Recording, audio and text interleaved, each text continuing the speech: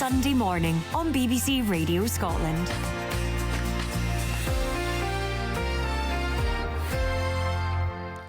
Hello and welcome to Sunday Morning with me, Zara Janjua, coming live today from the Wigtown Book Festival.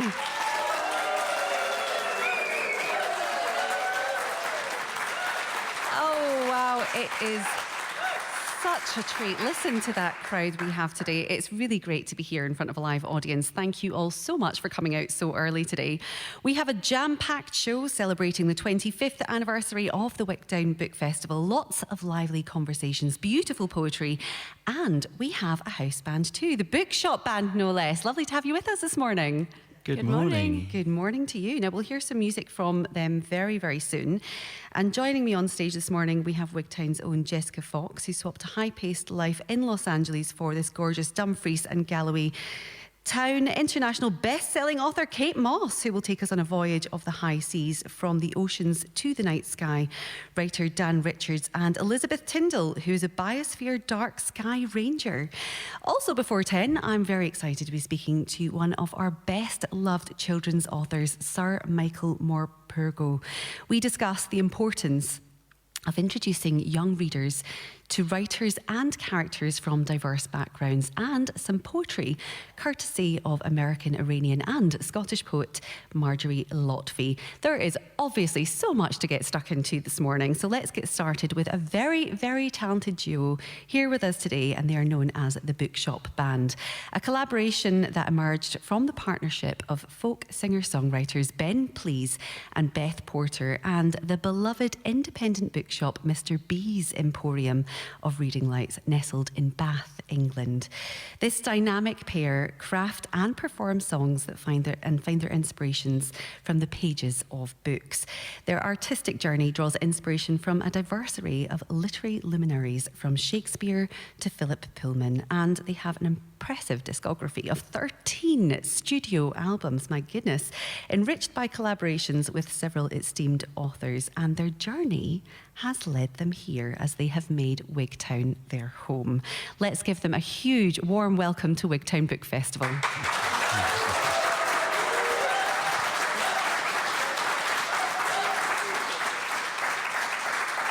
Good morning to you both. Now, what an interesting premise for a band. Can you tell me, how did you form this idea for the Bookshop Band, Ben?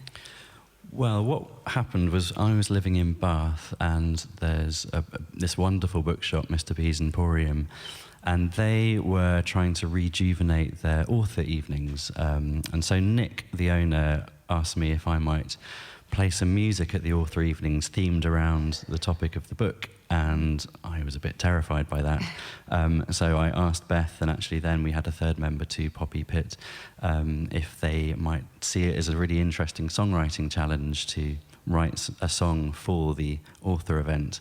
And obviously very, very quickly it became about reading the book, writing a song inspired by the book to play in front of the author. And it's very quick songwriting, and we would perform this song in front of them and a tiny audience at the top of the bookshop. I mean, it's a really lovely addition to author events. What was the response from it, Beth? What did the audiences first think when you started performing at these events?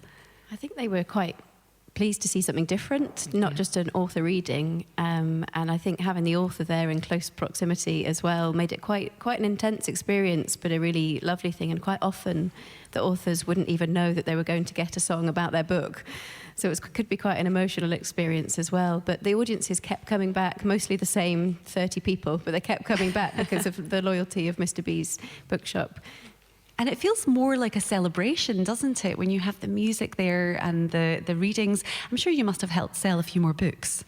Well, I hope so, but I guess it's not really about that. Like for us, it was a songwriting challenge. For the bookshop, it was about augmenting this thing. But the songs are like our emotional response to the book as readers, you know, nothing else other than that, which is why we quite often write two songs inspired by the book, because we'll each have slightly different takes on it and responses to it. Mm-hmm. And if everyone else wrote a song inspired by the book, there'd be a billion other songs for that, because everyone has their own personal response. And so what you get when you listen back to the song is our sort of 5 minute, 4 minute, 3 minute emotional response.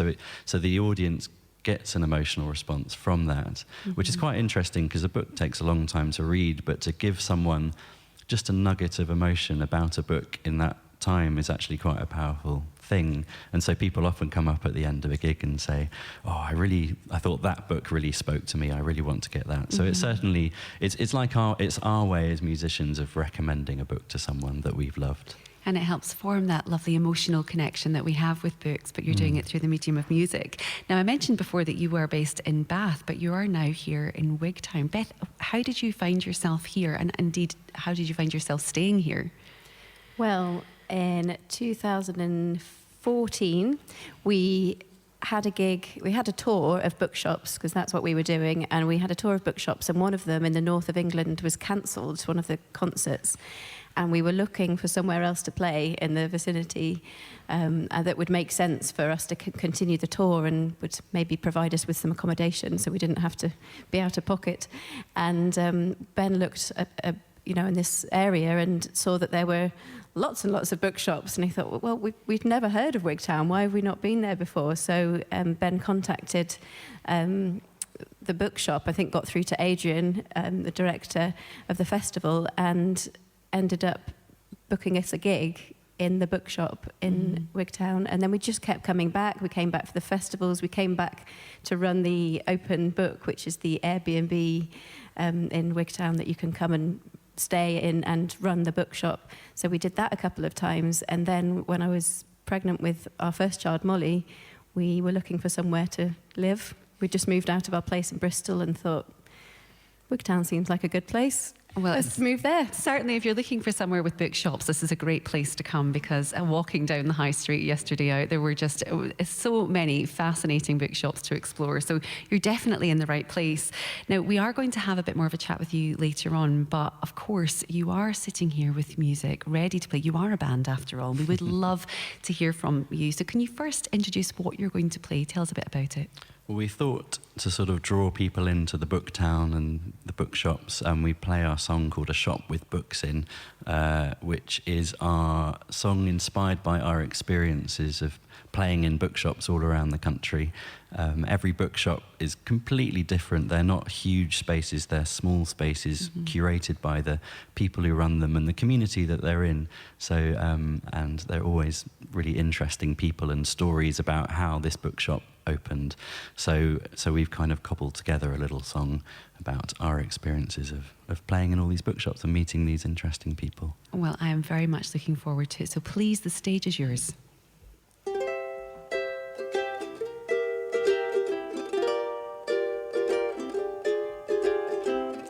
There's a story waiting inside behind a door as it opens wide, and I wander in, hoping to find something as they tell the stories we know and those we don't are waiting to be held and taken home.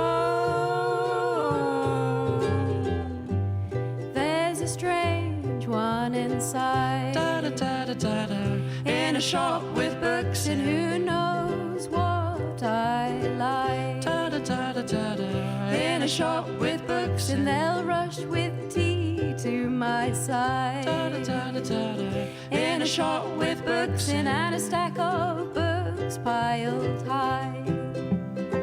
And if I'm lucky enough, There will be lots of stuff that makes me smile inside. In a shop with books in. In a shop with books in. In a shop with books in. La da da da da da.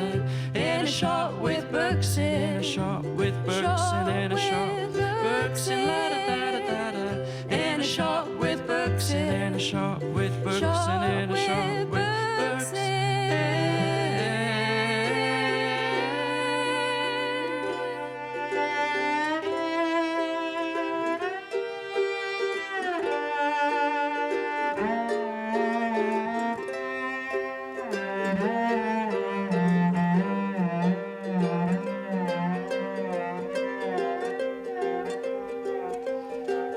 Lost in these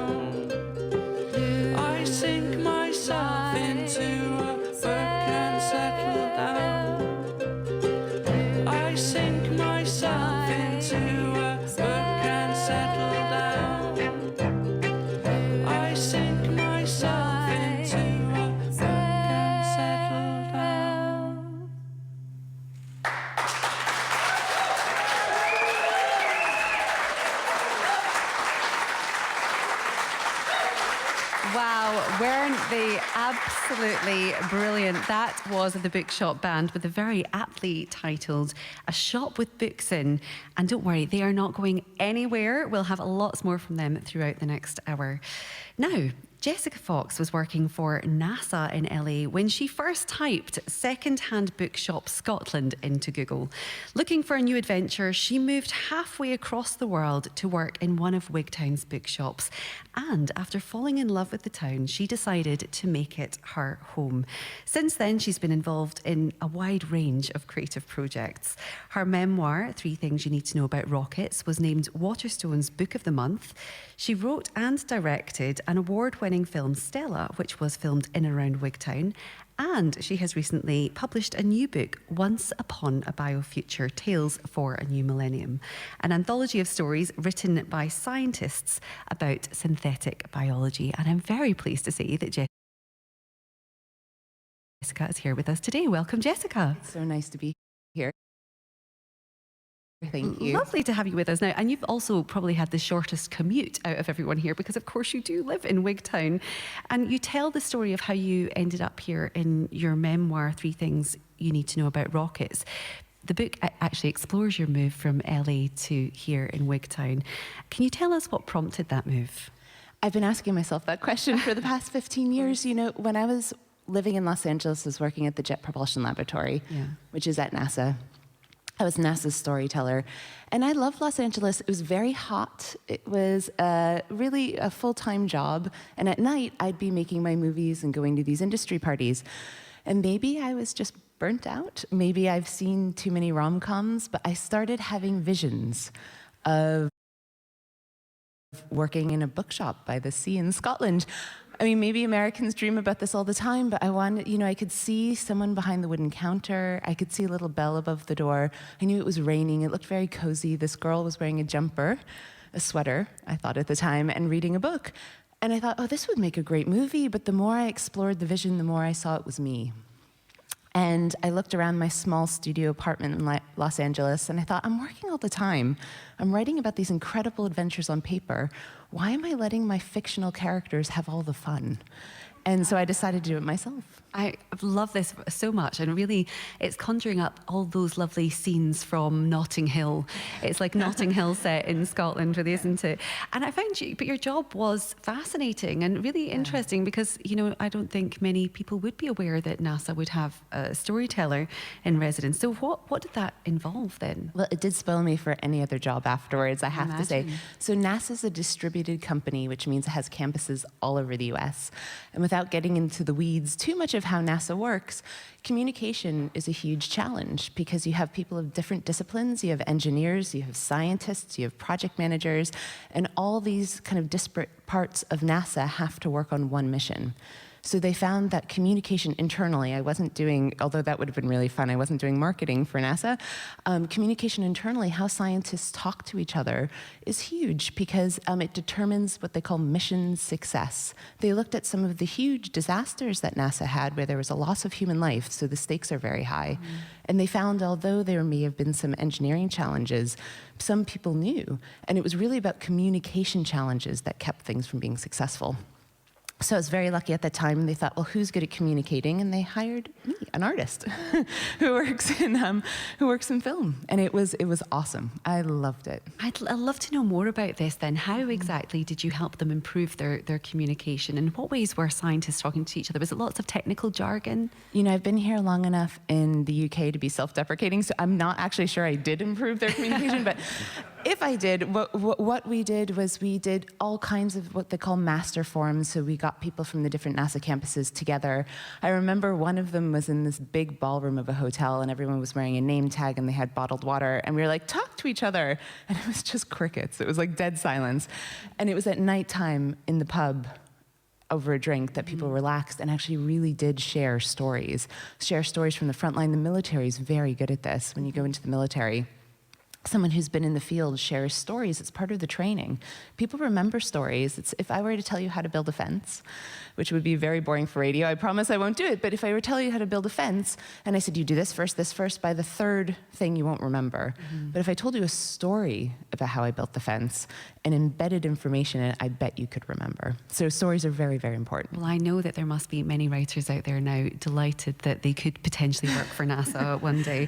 What a fantastic experience. And your own experience of falling in love with this town. You mentioned coming and walking around and seeing, someone wearing a sweater in a bookshop looking really cozy.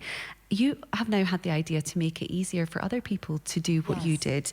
Can you tell us about the Open Book project? Absolutely. So I thought I couldn't be the only crazy American with visions of working in a bookshop by the sea in Scotland. And it turns out not just American, but worldwide people share or are kindred in that vision. And so with the help of Rosemary and David Bithell, who bought the shop and helped renovate it, we created the first ever bookshop holiday, where people can come from around the world and have their own bookshop. And we really do mean it. We give you the key, you work the till, you have book stock, you can change out the books, and you live above it. And for about a week or 2 weeks, you really immerse yourself in the community. I have to say, it's because of Wigtown. It really couldn't happen anywhere else. It's because of Wigtown. Wigtown really embraces the visitors. And I hope people do. I've heard that they feel part of the community here. I mean, I've heard of reading holidays, but working in bookshop holidays is definitely a new one. And it's a really exciting prospect. Yeah. But you are obviously here because you have released a new book, which you've been speaking about at the festival, Once Upon a Biofuture, Tales for a New Millennium, which is a collection of both fiction and non-fiction about synthetic biology. What was the process then for you gathering the stories for this book? So I really feel passionately that not all scientists have to be storytellers. I think that's too much pressure, but some scientists should be storytellers. It's really important for our society to understand, what are the insights and lessons, emotional lessons that we're going to need to learn to use this brave new power of synthetic biology. What's the wisdom? There's that great quote, where's the wisdom we've lost in knowledge? Where's the knowledge we've lost in data? And so I lived with the scientists, not in their home, but at the university for about a year and worked with them. And I think they told their stories orally over and over again. Some of them were really passionate about telling fiction. Some didn't know what they wanted to tell, so we started working on some memoir. But it is written by them. It's a collection of short stories from fiction to memoir. Today at 3 p.m. for folks who are local, Thilo Kuhneth, who's one of the leading Parkinson's specialists in the world, will be reading his story. Oh, wonderful. Thank you. And also, the mix between fact and fiction, it's really a lovely space that you have here. Between fairy tales and mythology, are there parallels then between science and fairy tales or mythology? You've just hit one of my passion topics, so I promise I won't go off on it. But yes, absolutely. I think that often mythology described the world that we could see. So our visible horizons, so you get the horizon and then the stars, and then now we're going into the micro, into the nano.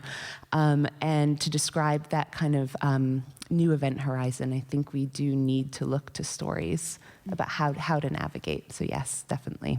Well, I think it's fantastic because we do know that stories make us feel something, and it's almost a mental post-it note, isn't it, with all those chemicals that are released in our brains when we hear stories. I find it absolutely fascinating. But I know that really it seems like we are quite quick to divide science and creative arts. We think that they're very, very different and that they should never really cross. But why do you think ultimately storytelling is important across multiple disciplines and multiple areas of life? Absolutely. Two things come to mind. I think it all comes from the creative imagination. I remember studying when we were looking at the Bhagavad Gita, there was a scene where inside Krishna's mouth you could see the infinite universe being created and destroyed. And then I'd run across campus and you learn about the different options in cosmology for the structure of the universe. So you could have a closed universe that's infinite. And you thought, these are conversations we've been having for a long time, but they first existed in mythology because it all comes from, it leads back to us. It comes from our creative subconscious. The other thing is just Joseph Campbell said, which he said not only a functional mythology should put us in harmony with the science knowledge of our times, which I do agree with, but he says that everyone thinks that we're looking for a meaning of life. That's what stories are about. He doesn't think that's what we're seeking. He thinks we're seeking the experience of being alive, and that's what stories put us in touch with.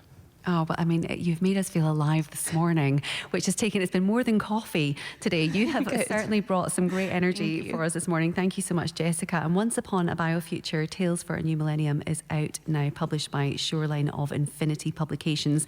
Once more, let's show our thanks to Jessica Fox.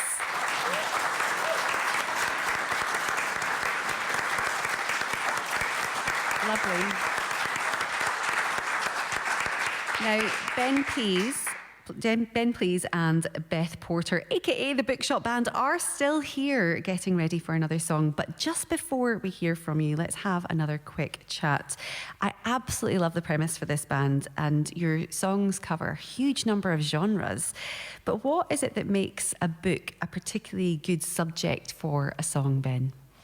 Well, I think when an author writes a book, they invest their years and years of work into that book, and there's so much that is in a book, it's almost impossible not to get engaged with 1,000 things in a book. And so when we put the book down after just reading it, our minds are buzzing with, where do we go with this? There's just so many directions you could go. You could go react to the cover. You could react to a character. You could talk about something in your own life. Like a lot of the songs are actually quite personal, because the book has kind of triggered a memory in the reader of something, and that's what kind of pulls us into the book.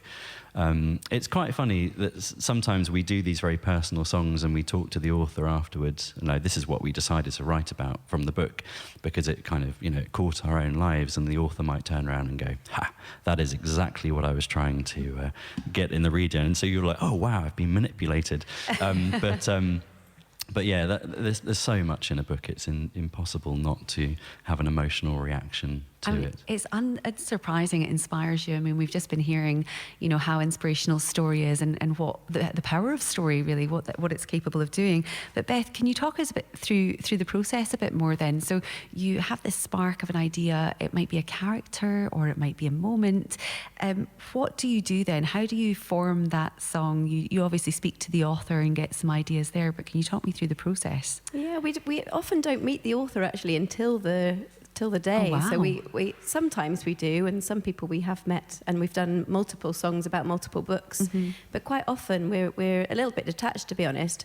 And then we quite often I think we both go away and get an instrument and just have a little play around. And sometimes the book dictates the instrument. So it might be. So for example, there was an Andrew Miller book called Pure, which was written in it was set in 1790 something. That's when my cello was made. So I was like, well, I've got to get this into it feels like that's a part of the story in a way. So that was very much, but it might be just, a little ukulele riff or something. We quite often go away and have a little fiddle around, then come back and share our ideas and then embellish the song from there. And I couldn't really tell you. People often ask, do the lyrics come first? Does the songwriting come first? Does the music come first?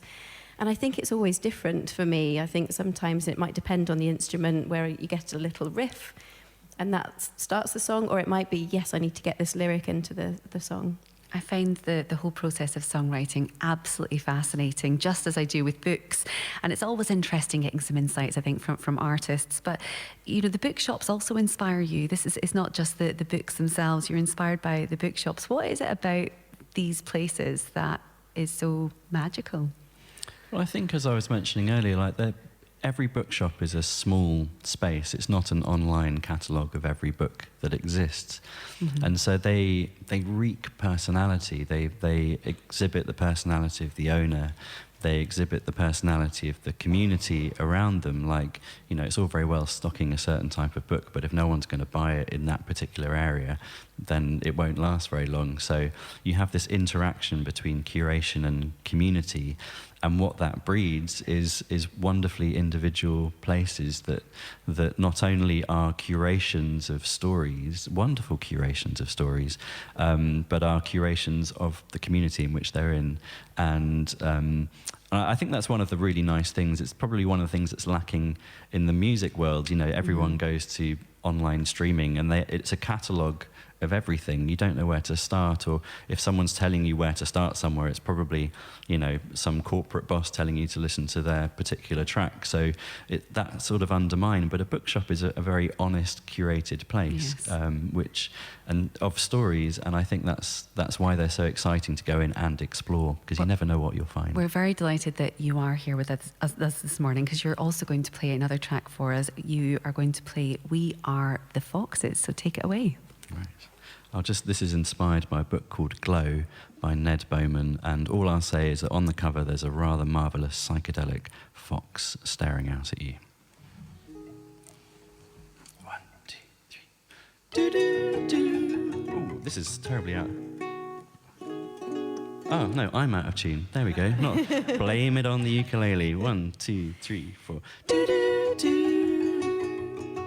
Do-do-do.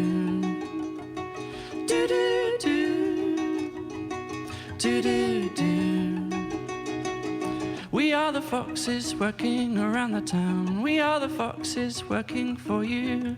Bring out your boxes before you settle down. We are the foxes working for you.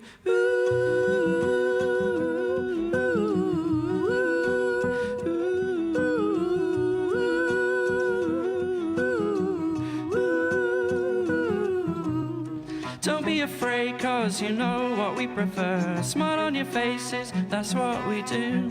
Don't need to pay us, we're happy in our work. We are the foxes working for you.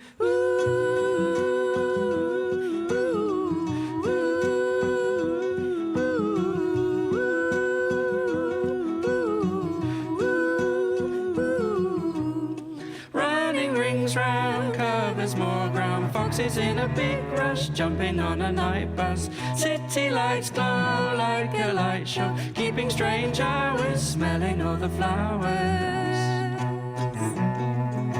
We're keeping strange hours, smelling all the flowers. We're keeping strange hours, smelling all the flowers. Do-do-do, do-do-do.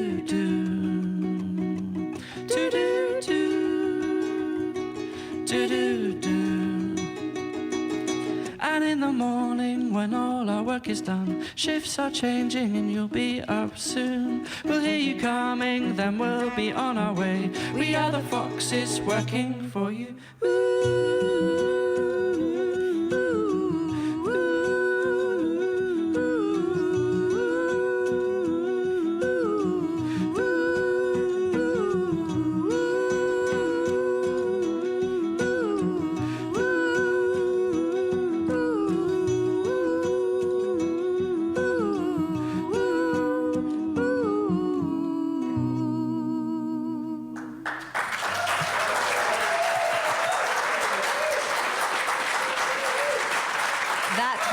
The Bookshop Band and We Are the Foxes. They were sounding just beautiful, weren't they? They will be back with more live music very soon.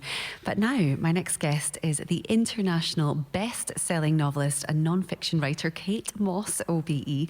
Kate is perhaps known for the hugely popular archaeological mystery novel Labyrinth, set between medieval and contemporary France, which was part of the multi-million selling Languedoc trilogy. But as well as her mastery of the blockbuster, she deftly turns her hand to the most sensitive of subjects, demonstrated beautifully in her memoir about caring, called An Extra Pair of Hands. She is also the founder and director of the Women's Prize for Fiction and the forthcoming prize for non-fiction. Her latest book is the third instalment of the incredibly popular Joubert family chronicles. The Ghost Ship is set in the 1600s and is centred around Captain Louis Redon Joubert and her courageous crew as they sail the high seas hunting for pirates who have captured slaves. So glad that you could join us this morning. And good morning, and please give a big Sunday morning welcome to Kate Moss.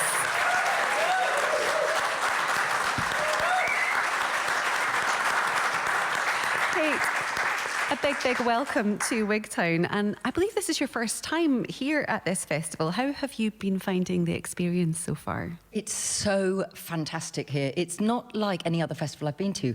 I think it's because there's this sense of the town and the writers and everybody is part of a shared project. So I've been here since Friday and, you know, like Jessica, I think I might move here. You know, it's not very convenient, obviously, for most of my life, but there's a really very special atmosphere. And it's, for all of us who are authors, one of the pleasures is seeing your friends that you only see when you go to a festival, because everybody's been here for a few days. There's, you know, we've had time to catch up. And also for me, you know, I first met the Bookshop Band, God, I mean, a long time ago. You were children when we met. And when they did a short story of mine, a ghost story. And so that's been lovely as well to be back here seeing you guys. Oh, well, it's lovely to feel like you're amongst friends, because there's very much a community spirit, I feel, here, and you can get lost in the bookshop, so it's lovely that you do have the opportunity to... I mean, the only thing, I think anybody who was there will agree that Louise Doughty, who's another writer, and I should not take part in Kaylee's ever again. It was catastrophically such bad. Fun, though, aren't they? Yeah, well, people kept laughing. They were going, oh, we're coming to see you tomorrow. Like I said, don't worry, I'm not going to be dancing. I'd say come back and perfect your moves. But let's talk about Ghost Ship. Can you set the scene for us? When is it set, and who are the main protagonists? Well, it starts in 1610 in Paris, and all of my fiction is at what I call a pinch point of history, which is if something else had happened, all of history that followed would have been different. And in this case, it's the assassination of the great French king, Henri IV, who was a modernising king. He brought religious peace to France after a generation of vicious religious civil war, and he is assassinated. And because that happened, in a way, we get the French Revolution all of those years later. If he hadn't, France would have probably been the leading European country of the age. So I love those moments, like, oh, will he, won't he, kind of moments. But my protagonist is a woman called Louise Joubert. She is independent and wants more from life than being a wife. And because she has money, she can choose not to marry. And all she wants is to be on a ship. But women aren't allowed on ships. It's bad luck for women to be on ships. But she can buy a ship and therefore insists that she can travel on a ship. And out of this comes, you know, murder, revenge, secrets, a feud that's been lasting for 300 years between a Catholic and a Protestant family. And Louise and another character called Gilles have to flee Europe. And they flee on a ship called the Old Moon, and they become, as the Daily Mail would insist on calling them, lady pirates. Lady pirates, it's like lady comedians, pirate. Isn't it? Well, your protagonists are fantastic, as they always are, but it doesn't seem like this time period that the 1600s would particularly lend itself to unconventional women or independent women in any way. So why then did you decide to create Louise? How plausible was it to have a woman captaining her own ship at that time? Well, it's pretty unlikely, actually, but it's not impossible. No, the thing about history is that we get into this idea of history with a capital H, and I'm going to be, doing an event on this later today at the festival at 12 o'clock about how history is made and who writes it. But we tend to then think everybody in the past, with capital letters, thought the same and did the same. But they didn't, any more than we do. And there've always been strong, independent, principled women with agency. And in this period of history, you just need to use common sense in a way, is that the men had been at war for a generation. So who do we think in every single town in France was opening the gates and cutting the wood and baking the bread? And there were no men. So there's always this idea, which is about how and who writes history, looking back, that women were all sitting at home doing the flowers. Nothing against flower arrangements, very nice flower arrangements around us today. But there's always this idea that women in the past did nothing and had no power. It's not true. It was never true. But the writing of history has made it appear that women did nothing. But women and men have always done it together.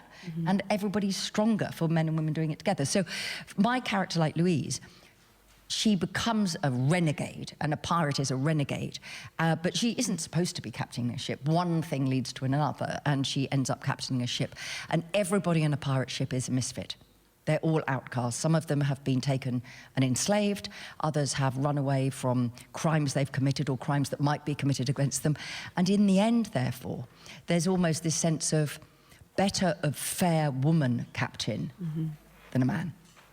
You did say that you're inspired by history, and these stories aren't necessarily documented.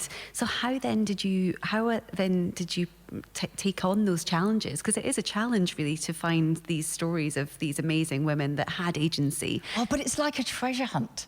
You know, it's just like a treasure hunt. I do love history. All of my books, whatever they are, really, I love letters to history in one shape or form. And I was very interested by what Jessica was saying, because I absolutely agree with the idea that folklore and mythology is our history. And there's an academic group that come in over the top and they say, this is real history. And what gets left out in that is often all the stories of women, of the wise women, you know, all of these things.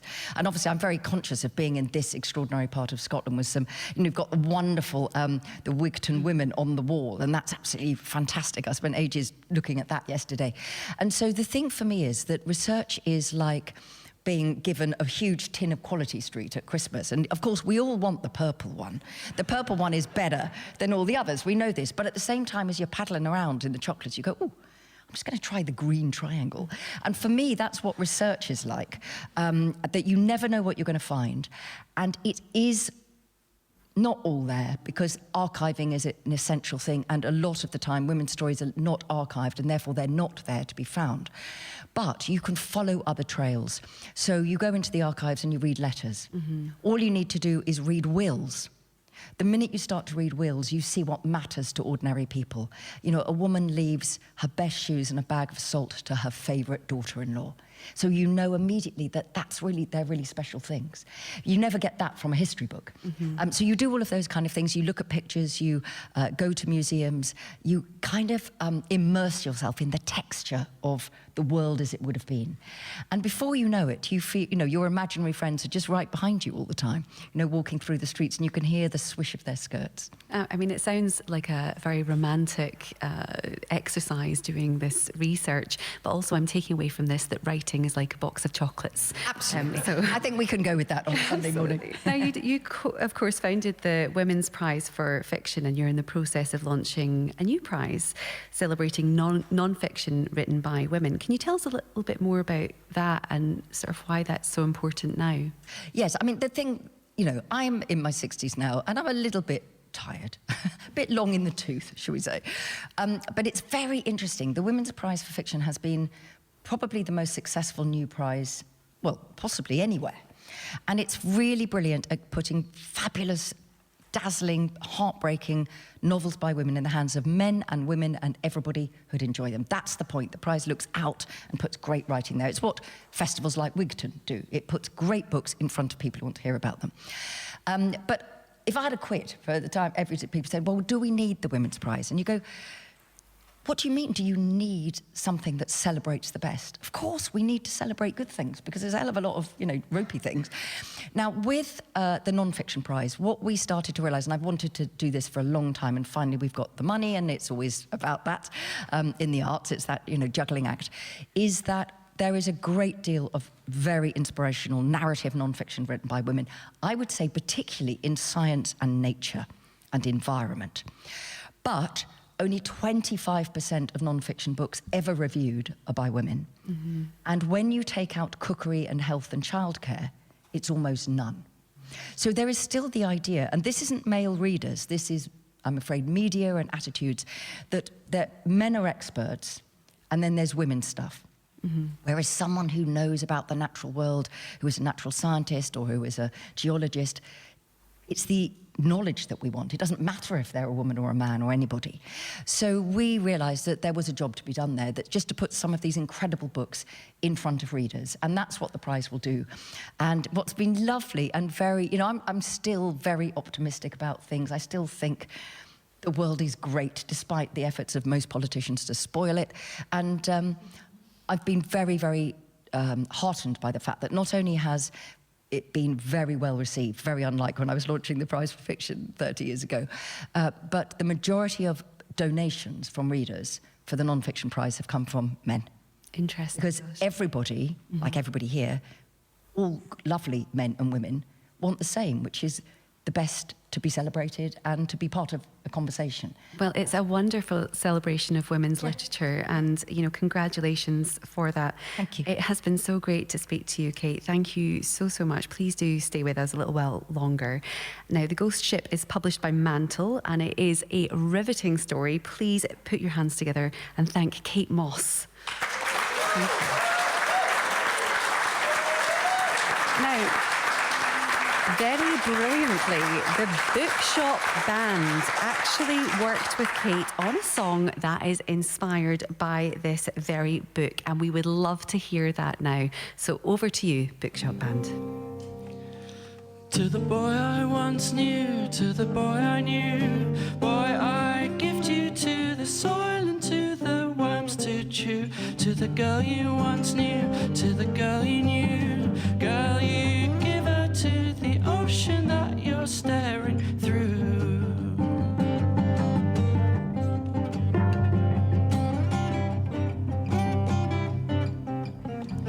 For depravity now, for depravity, depravity, they tell us that the drop is measured perfectly. You will draw your last breath, you will draw a breath with needle and coincidence of time and edge. I will bind this man's chest, I will tie a chest to float on water till we slip into the depths.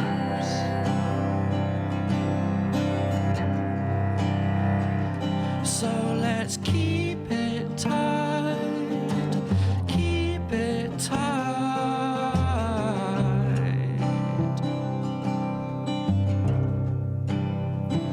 So let's keep it tight, keep it tight.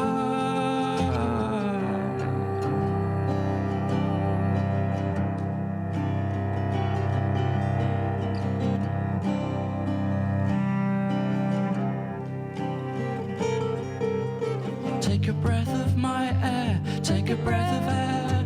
Take the air, the courage of a ship will fall with the corsair. As an albatross would, like an albatross. Albatross took their souls, put the wind into our sail.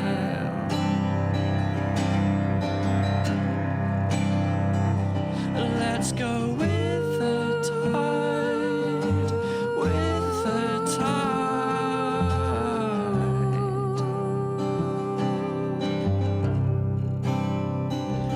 Let's go with the tide, with the tide.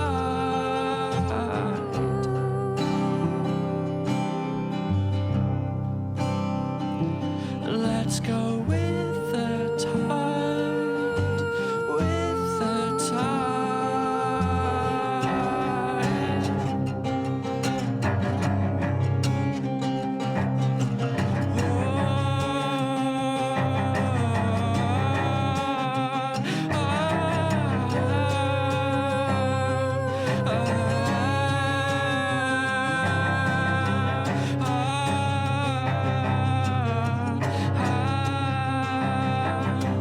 Won't you turn and then flee? Won't you turn and flee? Turn and flee. Different set of rules are on the open sea. We are a ship of ghosts. You are a ghost. You are a ghost.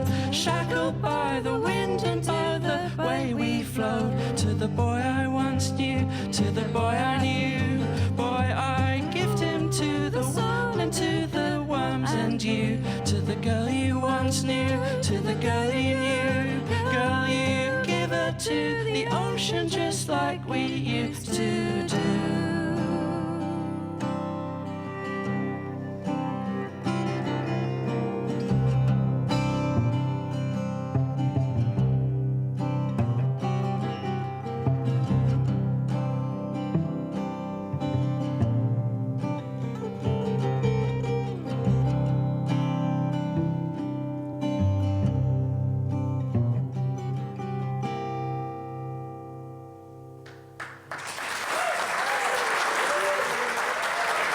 Wonderful. That was the Bookshop Band and The Ghost Ship. Now, as we get deeper into autumn, and I think we're really beginning to see the nights drawing in at the moment, and while some might find that a little bit depressing, for others, it is something to celebrate. This week, some festival attendees have had the chance to experience darkness in a whole new way. Into the Nicht, an immersive walking trail, took participants on a nighttime journey, weaving together music, poetry, history, and storytelling underneath the night sky. I'm joined now by the creators of the trail, acclaimed Scottish writer Dan Richards and Dark Sky Ranger Elizabeth Tyndall. A very warm welcome to you both. And author Kate Moss is still with us. So let's get into the magical time that is nightfall. Dan, as a writer, you obviously do much research when it comes to your books, but when did you start researching nighttime and what that would mean as a writer? Good morning.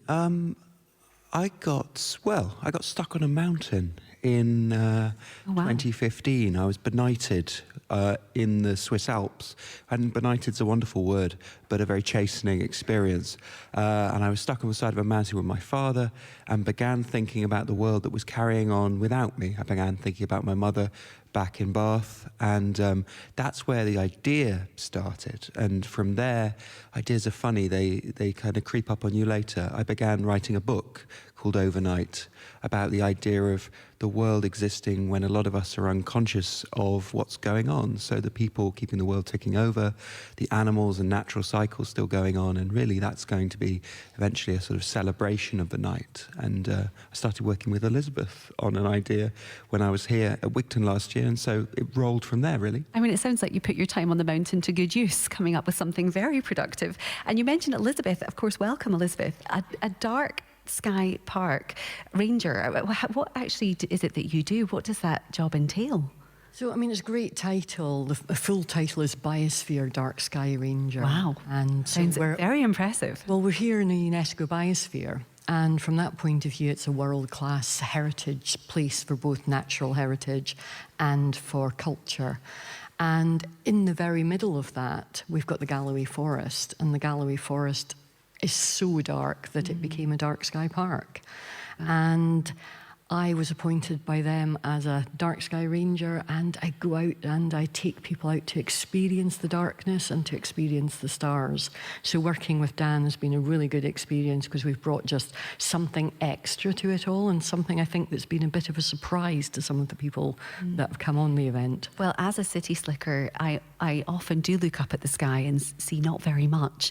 Last year I was climbing Kilimanjaro, and for the first time when I was up there in that mountain, it seemed like every single star was out in that universe. So how then, Dan, did you come up with the idea for this trail? Was it that passion for the sky, or the fact that so many people miss out on the beauty of it that sparked this idea between you both?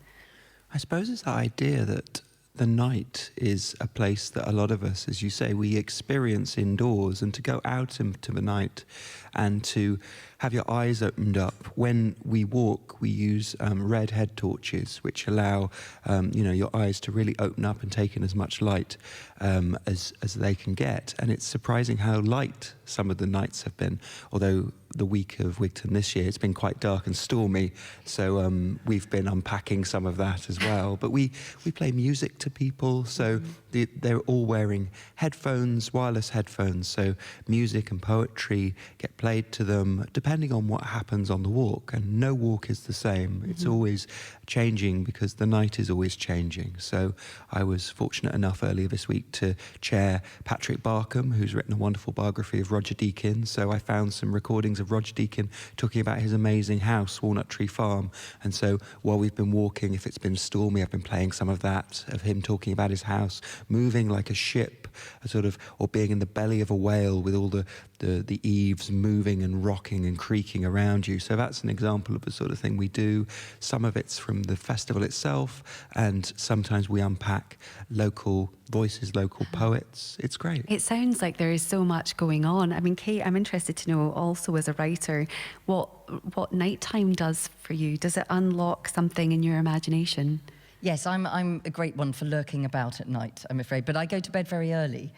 And when I'm writing, I get up very early. I start work at about 3:30 or 4. And for me, that is because that liminal time between the night and the day is when you are least tethered to, you know, the kitchen and the kettle and the dog and the dishwasher and whatever else it is that will become, as soon as the light comes, you'll go, oh God, I've got to do that. So I've always liked that. And I write ghost stories as well. And this is where Ben and I first met. You know, they wrote one of a beautiful piece, which I still never forget, based on one of my short stories inspired by an old folk story called The Mistletoe Bride.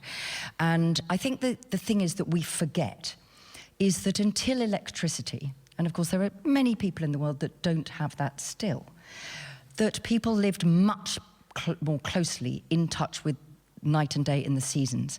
And the idea that nights were dark, you know, when the sun went down, that was it. And that, of course, for novelists is the perfect moment, because is there a ghost there?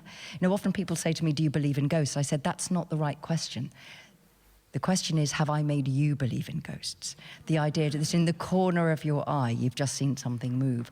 And so in the night, you kind of give yourself back to all of the stories of every single woman and man and anybody who walked the earth before you in those spaces. And it's very fundamental and it's very restoring, I would say. I mean, I really wish I'd had time to come on this, because it would have been just magical, clearly. Well, just very briefly, Dan, I wanted to ask you, you do have a new book that's set for publication next year. What's it called, and when can we buy that? So I've got to deliver it early in January, and it's out in early 2025, and it's going to be called Overnight, and it's with Canongate Books, who are based in Edinburgh. So that's good. Wonderful. Well, thank you very much. My thanks to you all. It has been absolutely great to speak to you. Thank you so much to Dan Richards, Elizabeth Tyndall, and of course to Kate Moss. There is still plenty to come after 9 o'clock. Poetry from Marjorie Lofty. Writers Patrice Lawrence and Manjeet Mann will also be joining me to discuss representations of race. And, in fact, do you know, we do have a little bit more time with you. And so I'm going to ask you a couple more questions about the night time in itself. So we did ask you about your book there. What we would like to do is instead to ask you a little bit more to talk about the experience. And will you be doing this again? Because I think people would love to come along and hear a bit more. I'm available to come, you know, just tell me when it's on. Well, we've got one ticket sold for next year already. That's wonderful. Excellent. Well, I'll be back at number 2. Put me down.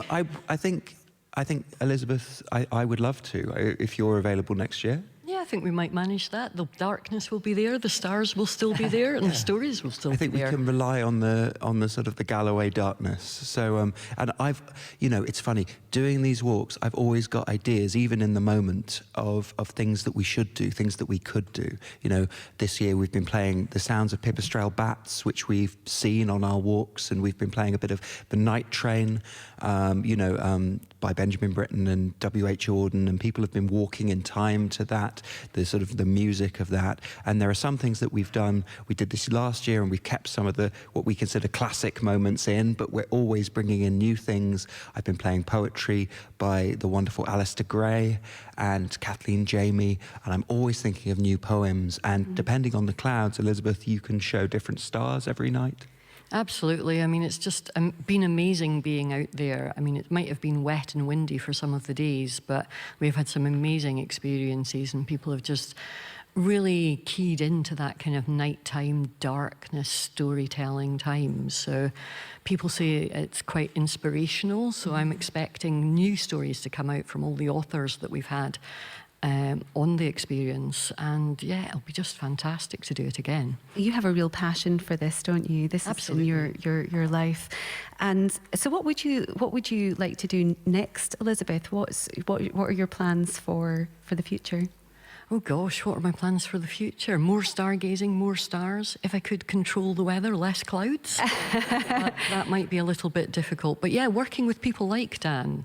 So it's been really good, and it's inspirational for me as well to work with someone different and not just do my own thing. Mm-hmm. And I just love being out there tonight. I'm almost the opposite of... Well, it has been a wonderful collaboration, and I'm so grateful that you have been able to join and that we had a bit more time to talk to you. So thank you very much.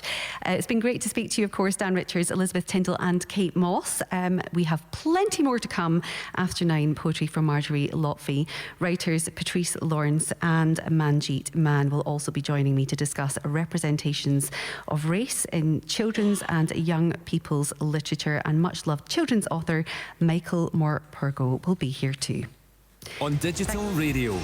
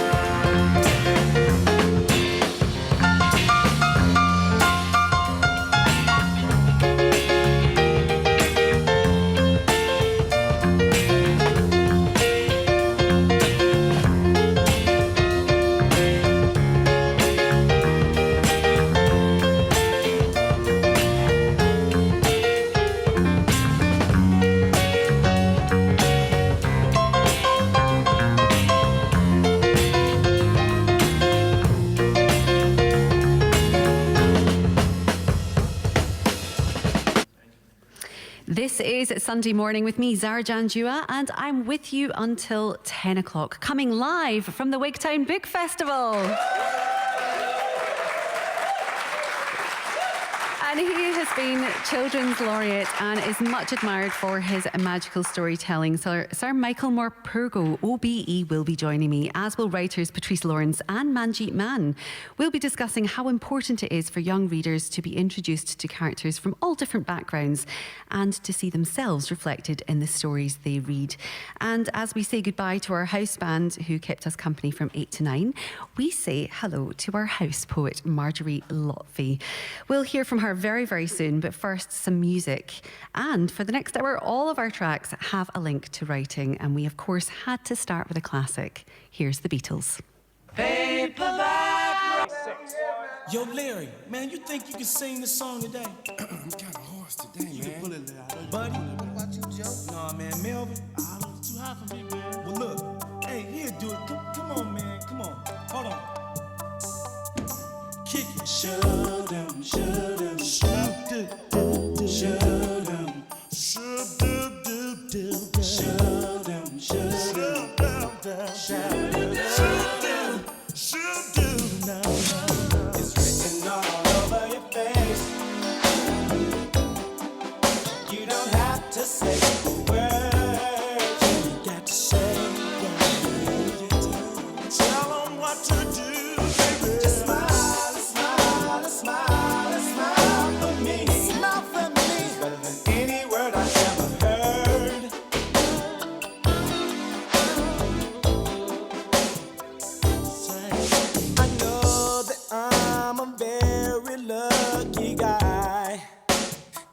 Someone like you, oh girl.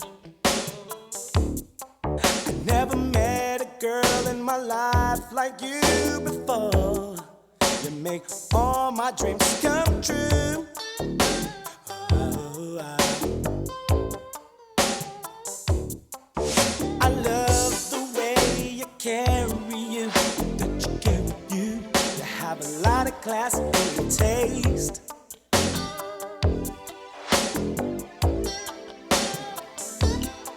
And you don't have to say how much you care for me, because it's written all over your face. Don't you know it's written all over your face? You don't have have to say a word.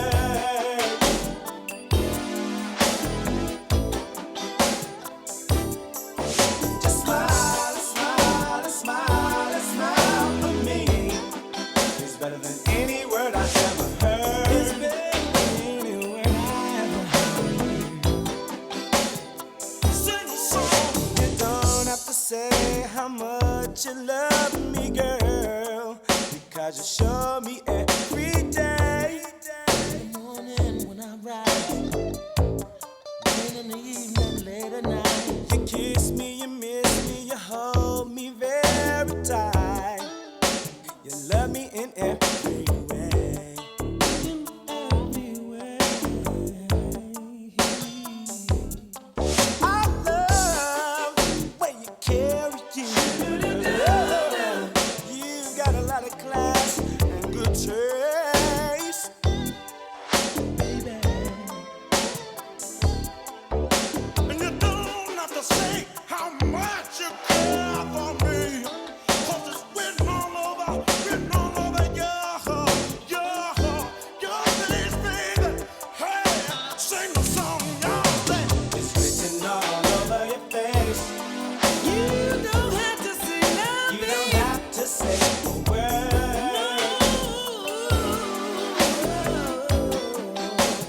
Yeah, just smile, smile, smile, smile for me. It's better than any word I've ever heard. Going to the bridge, it's the bridge, baby. It's written on your face, clear as the day, that you really care.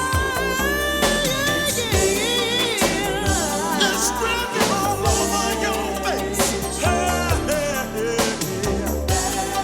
belly, that's your belly.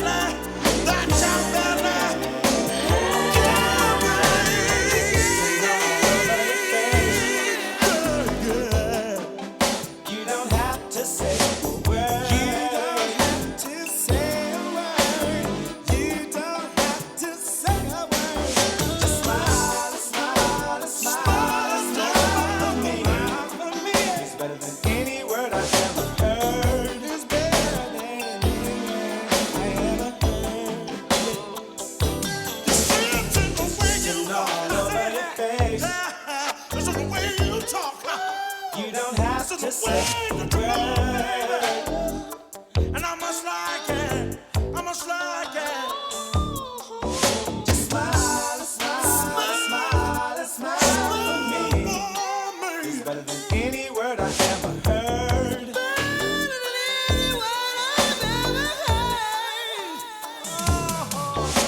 It's written all over your face. Don't you know? You don't have to say a word. You don't have to say a word. You don't have to say a word. Just smile, smile, smile, smile for me. It's better than any word I've ever heard.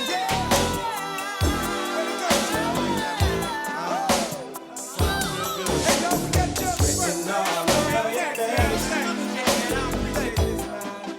You don't have to say a word. We out of here. Yo, Mil. Just smile, smile, smile, smile for me. It's better than any word I've ever heard. Yeah. It's written all over your face. Well, we're swapping our house band for a house poet this hour, and as a Wigtown Book Festival regular, I think she is absolutely the perfect choice. Amongst a host of other accomplishments, Marjorie Lotfy is the founder of the Belonging Project, a series of creative writing workshops and readings on the theme of journeys. Co-founder and director of the charity Open Book, which runs shared reading and writing sessions across the breadth of Scotland, and chair of the board of St Anza, Scotland's International Poetry Festival. And she is now introducing her debut poetry collection titled The Wrong Person to Ask. Please put your hands together for Marjorie Lotfy.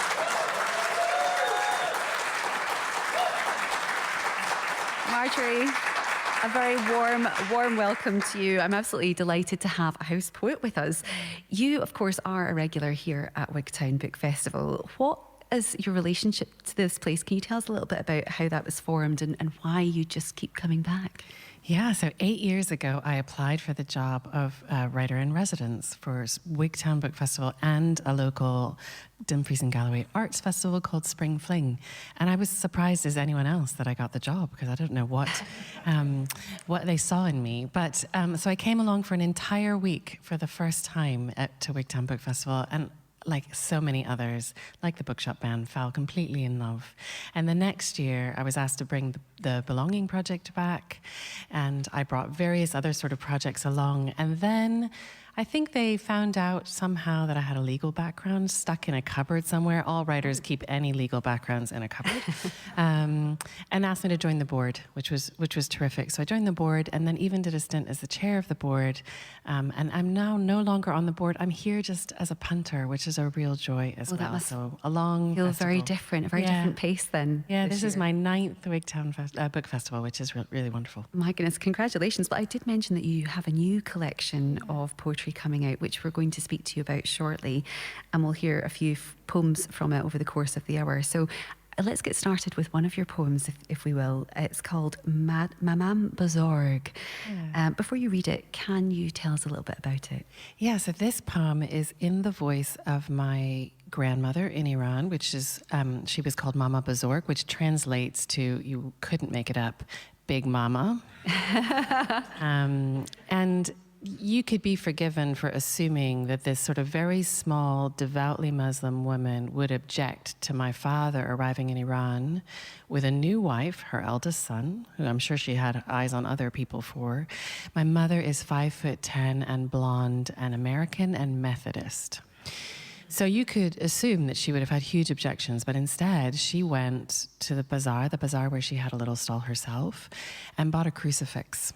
And when my mom landed, she gave her this crucifix and said to her, "It doesn't matter what you believe, as long as you believe in something." And my mom has kept those words all these years. And so I thought it would be nice to write a poem starting with, breaking up that little sentence and starting with those words. So, and the one other thing I'll tell you about this poem is it has the word ta'aruf in it, which is a very particular Persian tradition. I hear the Irish have it too, which is that you have to say no when you're offered something before you say yes. It's really impolite to say, "Would you like a cup of tea?" "Yes, I would." "Oh, no, you'd never get invited back." Ideally, you would refuse 3 times before you accept anything. Well, an etiquette lesson as well. Thank you. We'd love to hear it, Mark. So here it is, Mama Bazorg. It doesn't matter that she's blonde, this new daughter-in-law, doesn't speak a word of Farsi or how to ta'aruf, always refuse first before accepting a gift. What you believe is your own trouble. Not one of us understands all the words of our mother tongue. Look at the eye, my father told me. Watch it speak. As long as you are here, I will be shelter, will walk the length of my own bazaar and ask the jeweler to sell me a crucifix, give it to you with these heavy words. Believe in something. Your hands pressed together, palm to palm, are my body folded into the namaz. Each of us maps ourselves in the mirror, measures what we already know. Absolutely beautiful.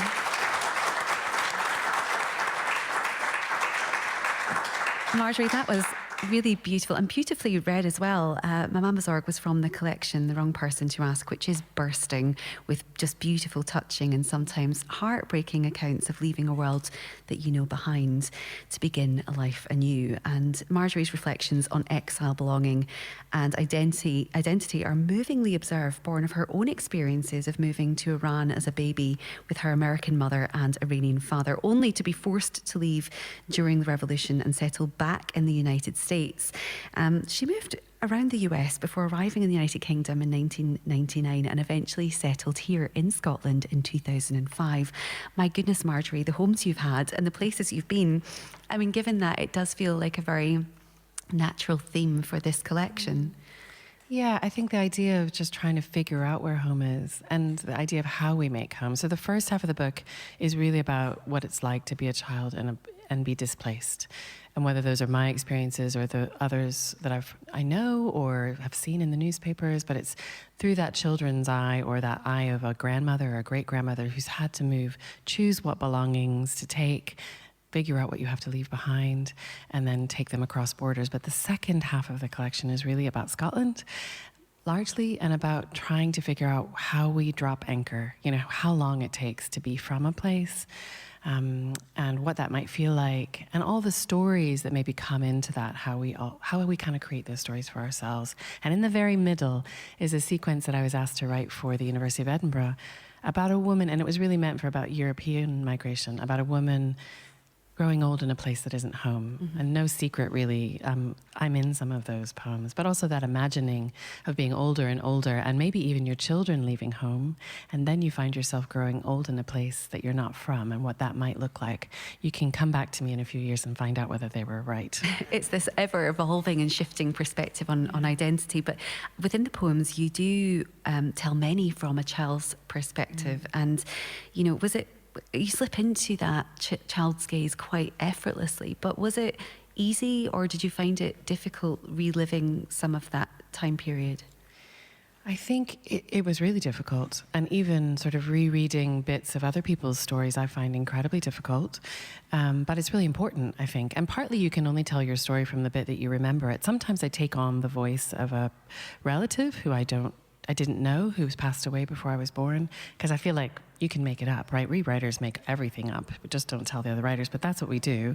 But in my own words, I kind of have to tell them as I saw it. And I think the power is in that idea, not trying to embellish, but actually just tell you what I remember, which is an awful lot. The trick was that I was young enough to remember and yet not old enough to be scared. Whereas my brother, who's a couple of years older than me, doesn't remember very much about getting out. And we have one of those stories of leaving as the airport's shut and fighting our way onto a plane and having other people have to get on the plane and stand on the aisles. And I feel funny even saying that, knowing how other people have to get across in boats and dinghies and other things. But it was pretty difficult, but my brother doesn't remember any of that because it was so traumatic for him. He understood the danger we were in, but I didn't. So I think I still remember a lot of it. Mm-hmm. And, as children, I think we're always desperate to fit in and to feel the same as everyone else, and especially if you are different in some way or have some sort of unique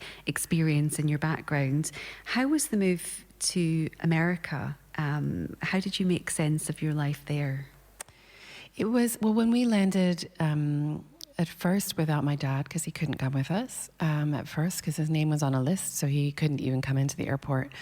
We landed, my mother, my brother and I, in a tiny town of 500 in Ohio called Frankfurt. So of course, when we landed in Frankfurt, Germany, on this very difficult flight that did make it out with very little contact and very little help on the ground, I thought we were in Frankfurt, Germany, which was very funny. But in fact, we then made our way across to Ohio, and it was a really difficult time because we looked so different from everybody else there. Everybody in town knew who we were. And also that my father wasn't with us. But then eventually when he did get out and we went to California, it was a really difficult time to be from Iran. Mm-hmm. Because some of you will remember it was the hostage crisis. Nobody wanted to be Iranian. And my brother also suffered because he was older than me and was less of a mimic than me. And so he carried the accent for a little bit longer than I did. So my parents very quickly decided we were not going to be Persians, we were going to be Americans. Oh. We dropped speaking Farsi, we dropped anything Iranian for many years, just because we were bullied in school. Mm-hmm. So it was a really difficult time in California. But by the time we eventually made our way back to DC, which was more multicultural at that point, it was okay again. And then we started having Persian parties. And my parents tried to convince us that we should go to Persian school. Now, try convincing a teenager of anything, let alone a 15-year-old who hasn't spoken a language in a long time. It was not a successful ploy. So although we had quite a Persian life in DC, we lost the language. But the Persian parties are really something. I've had the privilege of going to a couple in my life, and the Persians know how to dance. I mean, it's just a fabulous experience. If you ever have the opportunity, I would thoroughly recommend it. Now, you've included a few poems about other stories in exile, and in the discourse around migration, there's a focus really that comes from, you know, what people are going towards, you know, what they're gaining by settling in a new country. Does that mean that we sometimes lose sight of, you know, what's lost and what they bring with them? Yeah, this is a particular bugbear of mine for many years, because we often ask the current sort of crop of refugee and migrants what their journeys were about. We love those terrible, difficult stories, which, to be fair, I write about a lot. We want to hear how bad was the dinghy and, you know, all those sorts of awful stories which are difficult to tell. What we're not asking people is, what did you bring with you? And not in your suitcase, but what did you bring with you culturally? What are the stories and history and culture that you bring with you? And so often the work I do in my day job, because no one lives as a poet or earns bread as a poet, but often what I do in my day job is try and bring those jewels with, or ask those women that I'm largely working with what their culture was like, what they've brought with them, what their sort of pastimes are, what their traditions are, and as a way of acknowledging and honoring the great gifts of culture people bring with them from all these far-flung places. So I'm really keen to figure out what the spring traditions in Syria and Afghanistan and the Congo and the autumn traditions were, so that we can have that richness here in Scotland. Marjorie, thank you so much. You are going to be staying with us for now, and we'll hear more poems. And we'll also be speaking about the world's opened up to children through stories. The Wrong Person to Ask is published by Blood Axe Books and is out on the 19th of this month. But let's get some music now. Noisettes with a track inspired by To Kill a Mockingbird. This is Atticus.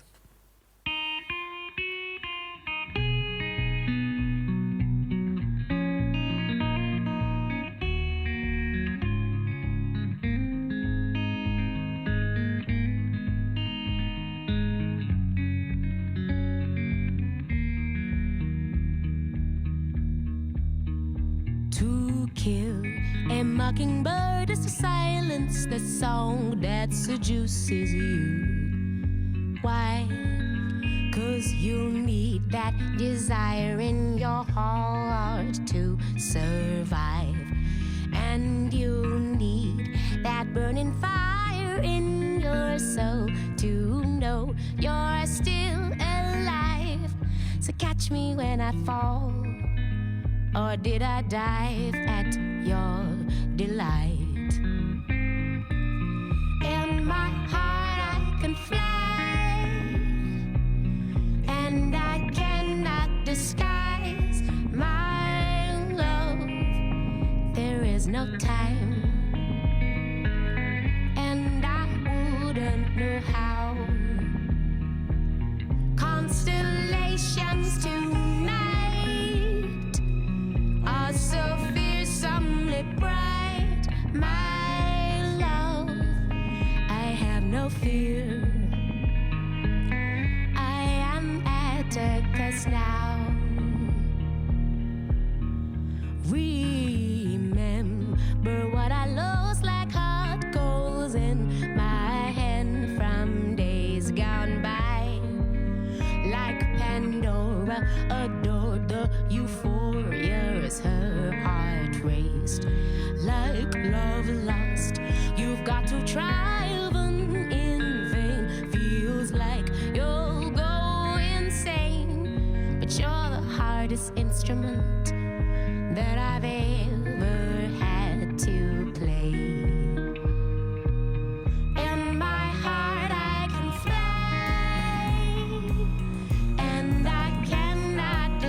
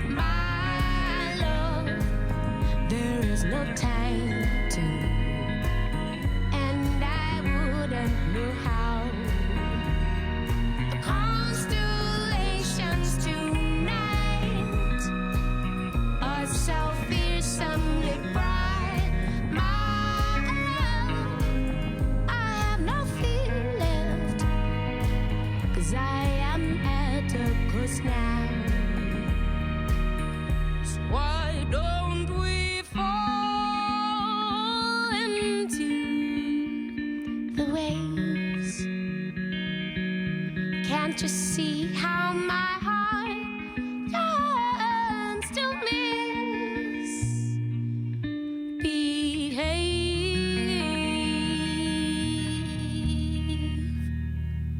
What a beautiful, beautiful song. That was the Noisettes and Atticus. Now, the books we read as children and young adults can greatly impact and shape our beliefs about whose stories are worth telling. Unfortunately, many young people from ethnically diverse backgrounds struggle to find books with heroes who look like them or stories that resonate with their experiences. As today marks the beginning of Black History Month, we wanted to take a closer look at what it means to see yourself reflected in literature and why this is so important. Joining us to offer insights from their own journeys as writers from BAME backgrounds is Patrice Lawrence, a highly acclaimed children's author who received the prestigious MBE in 2021 for her outstanding contributions to literature. We're also joined by Manjeet Mann, a distinguished children's author, playwright and screenwriter who garnered the Costa Book Award for Children's Literature in 2021. And still with us is Marjorie Lotfi, who has recently released a children's book that reflects on what it feels like to be an immigrant. Let's please give them a warm welcome.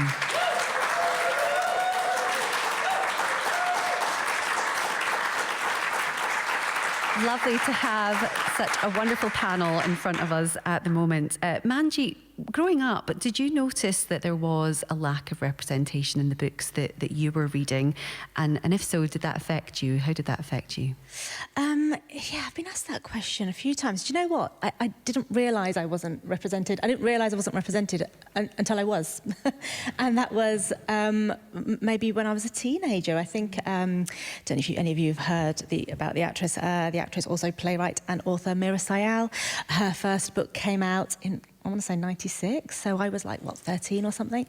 And it was a big deal in my house. Because also she's writing a girl from Warsaw, small little mining village, very working class. We were just like tick, tick, tick. And there was just this, on the cover, there's this little Indian girl.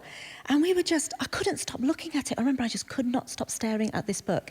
And I'm one of 5 girls, so all of us one by one, I was the last one to read it. Wow. Sort of like, had this book in our hands, and she was just like a hero in our town. And for me, also as an actor as well, I was just like, oh my God, Meera Syal, that's who I want to be.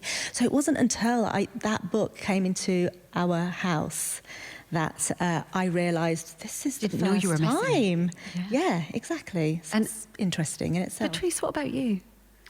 I think it's actually a slightly worse situation because I was born in the late 60s, grew up in the 70s, and I grew up in Brighton in East Sussex. And I was a massive reader from when I was very little, but I think there were 2 things going up for me, and I think there's different layers. There's in terms of ethnicity, there's in terms, as Manjeet was saying, class, and in terms of us, there's family shape. So the first family I grew up was in a white foster family, private foster family, not for bad reasons.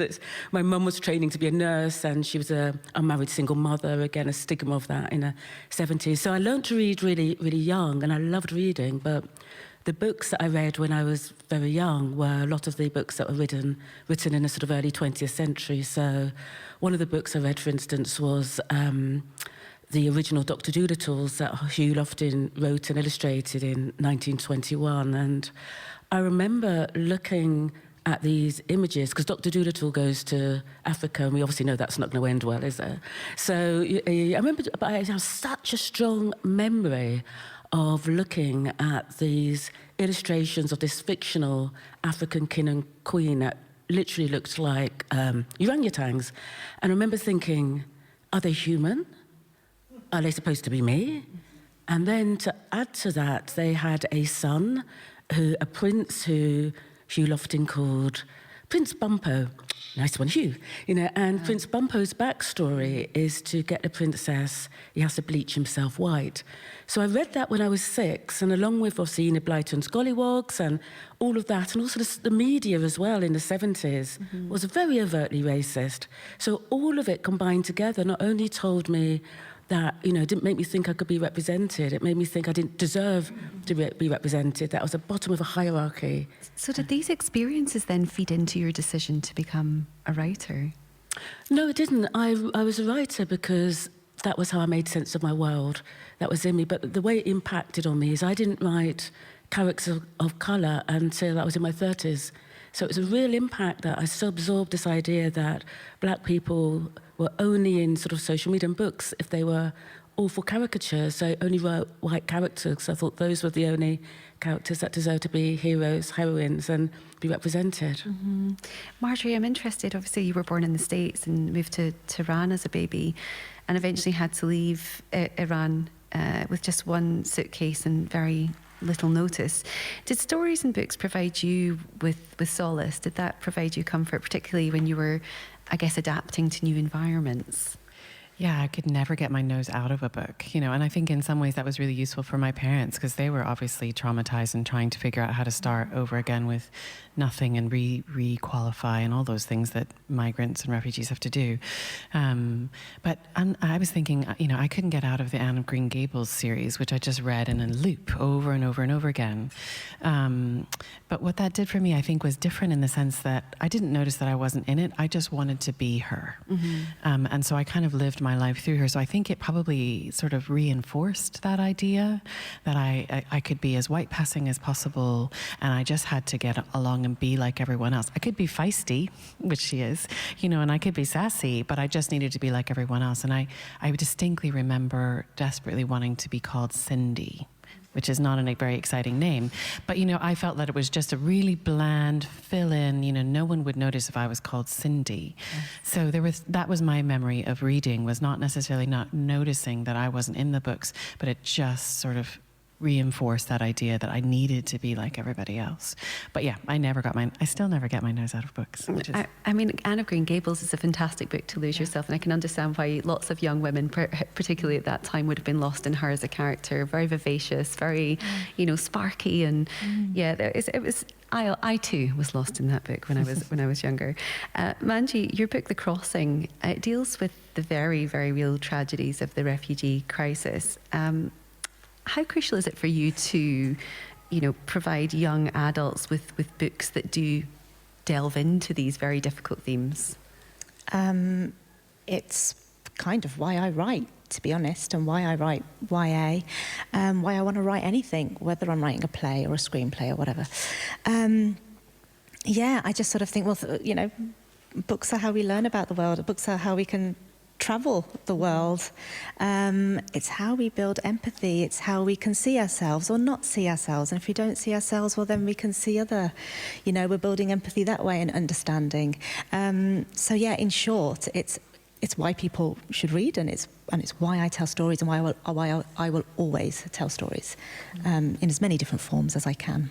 It almost feels like it's a real purpose for you, that writing has come with that purpose, very much based on your own experiences.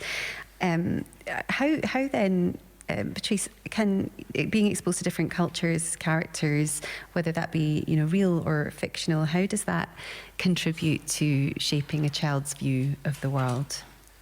Sorry, could you? Yeah, of course. I mean, earlier this year, I was filming with literacy projects in Guatemala, and I saw these children that were exposed to reading for the first time, the reactions they had to literature, and one of them described it as opening up new worlds. You know, they could go to places without ever having to leave their homes, and I thought it was a beautiful way of really encapsulating their experiences. But do you think that being exposed to different cultures and characters, whether those are real or fictional, can really do contribute to shaping a child's view of the world?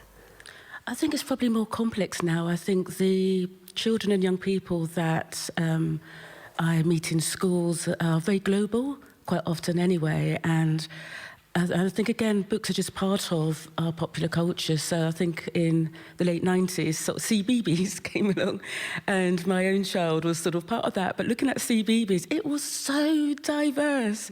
They had, like, storytellers, they had all these films. I loved CBeebies more than my child, probably.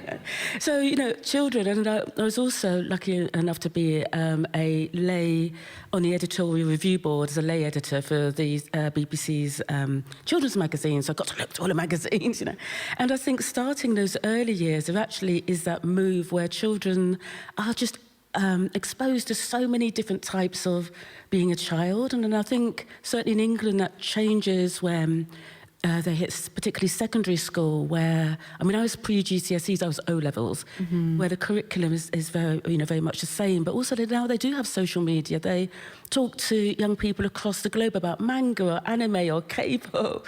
So I think what we can do is part of it, but I think what we can do as writers is help develop a love of reading for pleasure by taking children and young people on all sorts of journeys, fantasy journeys, historical journeys, thrillers, crime, all of these things, and that physicality of having a book and getting lost in it. I think there's still so many young people who come back to that and love it. I mean, we're talking about shaping a child's view of the world, and we notice our panellists here all have a very rich and diverse experience of the world and have had many different experiences that contributed to their own existence. Marjorie, we were asking Manjeet about her book, and you've also tackled a very similar theme in your children's book, Straw Bag, Tin Box, Cloth Suitcase, 3 Immigrant Voices. How important is it to offer children these kinds of stories in a more digestible way? Yeah, I mean, I think part of the point of that book, apart from telling the migration story of a Ukrainian Jewish person, an Iranian, and someone crossing the American border, so that you can see it happens all over the world, is to show that it happens generationally. It kind of demystifies it. The idea is it's not something that's new. We hear about it in the news so much just now. It's not new, and it's and it will keep happening. So partly, what I was thinking about listening to you two chat was thinking, what for me the magic of a child reading a story or being read to is that there's always somewhere for them to make the decisions for them to make in a book. What the person looks like, whether we like them or not. And that's a hook to get a child into a story. And I think by buying into a story, we're then kind of committed. And so the idea, I think, I'm hoping for your stories, but certainly for mine, is that we become committed to this idea of there are decisions to make, and there are always good and bad people, and somewhere, no one's actually good or bad, they're somewhere in the middle. And the more we can get people committed to the stories and be part of the stories by having to make some decisions, it demystifies it, and it makes it clear that people like you and me and everyone else might just have those experiences, and they probably do some generations back. So partly it's just kind of lifting the veil of this strange thing that we think of as so other. Absolutely. And Patrice, on that note, one of your books that you've been speaking about during the festival is That Your Mama? It's a picture book which explores the intrusive questions that children in mixed race families are often asked. So to what extent can children's books be used as a tool to educate the adults then that are also reading these children's books as well as the children themselves? Well, it's actually written for the adults. I said I grew up in Sussex, and my stepdad, who brought me up since I was 4, is Italian, but didn't get the memo about Italians being slightly Mediterranean tanned. He's the fairest Italian in the world. And but he's always called me his daughter because he's brought me up since I was 4. So we'd go out and people would look at him, look at me. And then my mum and Angela had my 2 brothers, so we're all very different shades. So my baby 41-year-old brother, my baby brother is much darker than me, even though he has a Italian stepdad. So he was at the point thinking, well, do I have to carry around my DNA results to prove that dad is dad? And I know so many people, and my own child's dad's white, and I'd be stopped in supermarkets in London in the 21st century with people tapping me on the shoulder and saying, "Is that your baby?" And a temptation to say, "No, I kidnapped her," was so strong, but I thought the repercussions wouldn't be good. And I talked to lots of people who are mixed heritage now as adults who have that experience, lots of parents of children who mix their heritage, but also friends who might have been transracially adopted, children who are adopted, children who are fostered, but also children who live with grandparents and kinship carers, or might live with parents, 2 mothers or 2 fathers. And none of this, is necessarily typical, but we're not a typical society. And what it does is undermine a child's sense of who they are, because you see what's so-called typical in books. And even now in a lot of middle grade books, it's like mummy and daddy, Mr. and Mrs., 2 children, So for me, it was a way of creating books as such a marvellous tool for creating conversations. I find it absolutely fascinating, having also grown up in a mixed race household, and, the conversations that we had and the comments that were made to us. And I just can't thank you enough for this conversation, because I find it so interesting. I could speak to you all day about this topic, because it is so useful and it is so important. But thank you so much to Patrice Lawrence, to Manjeet Mann, and to Marjorie Lotfy. Thank you.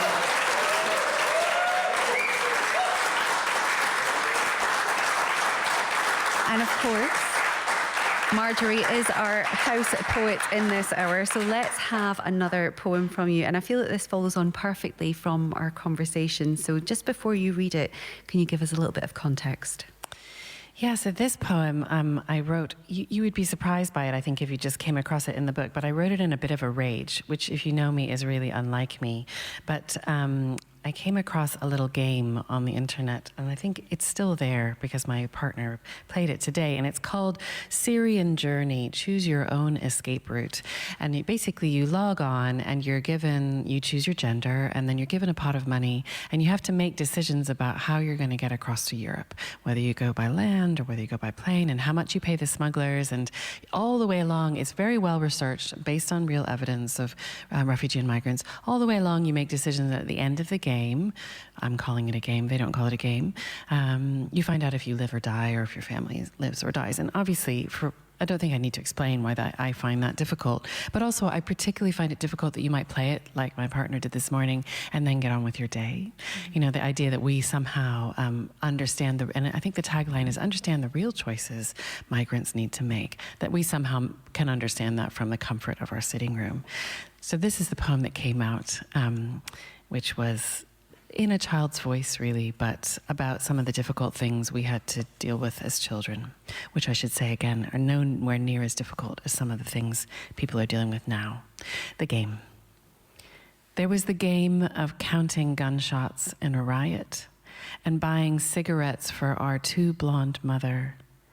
The game of the school set on fire while we were still in it, and watching the clock until the return of my brother.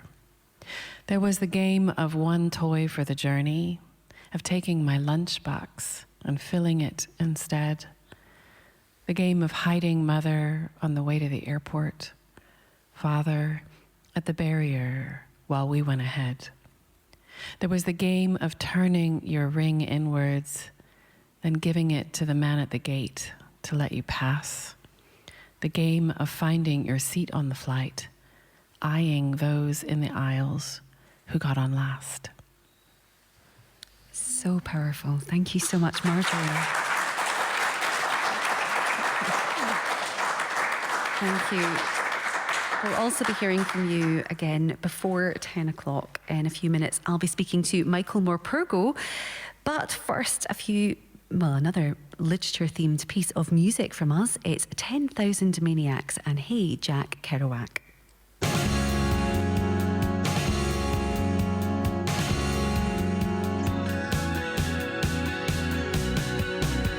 Hey Jack Kerouac, I think of your mother,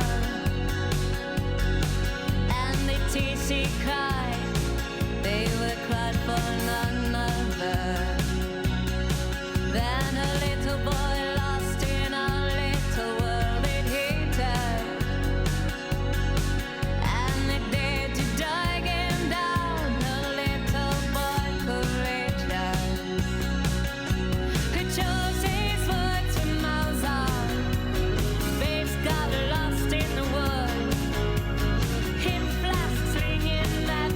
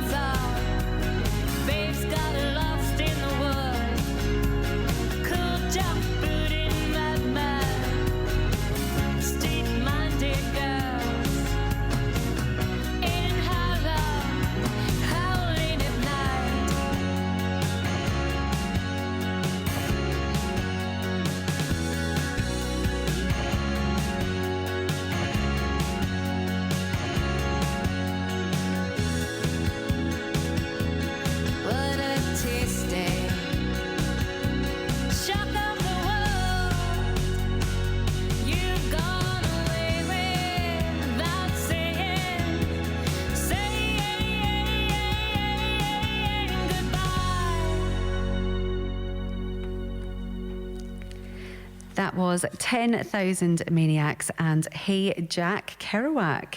Now, Sir Michael Morpurgo is one of Britain's best-loved children's authors and storytellers. A former Waterstones Children's Laureate, he's had a prolific career, publishing more than 150 books and winning a long list of literary awards. He's here at Wigtown with his latest book, Tales from Shakespeare. It contains a mix of the bard's comedies and tragedies, from A Midsummer Night's Dream to Hamlet, bringing these classic plays to life for a new generation, capturing the magic and universal themes of original plays in language accessible to young readers. Please join me in welcoming Sir Michael Morpurgo.